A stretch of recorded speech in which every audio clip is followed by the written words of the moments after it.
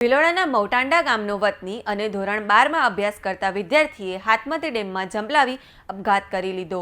સમગ્ર મામલે અન્ય વિદ્યાર્થીઓએ ભિલોડા પોલીસ સ્ટેશને જઈ હોબાળો કર્યો હતો। 500 ઉપરાંત વિદ્યાર્થીઓએ રેલી કાઢી પોલીસ સ્ટેશન પહોંચ્યા હતા અને નારેબાજી સાથે વિરોધ નોંધાવ્યો હતો। શિક્ષકની હેરાનગતિથી વિદ્યાર્થીએ આપઘાત કર્યા હોવાનો આક્ષેપ કરવામાં આવ્યા છે।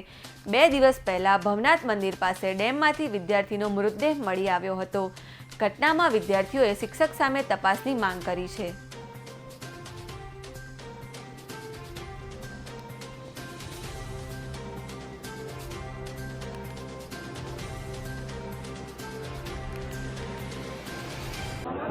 એ મારા ક્લાસનો વિદ્યાર્થી હતો। એનું વર્તન બહુ જ સારું હતું બધાની સાથે, પણ એ સર રોજ એને કંઈક ના કંઈક વાંક કાઢીને ઊભો કરે, રોજ ને રોજ કંઈક ને કંઈક કે તો એ બિચારો છોકરો કશું બોલતો નહીં।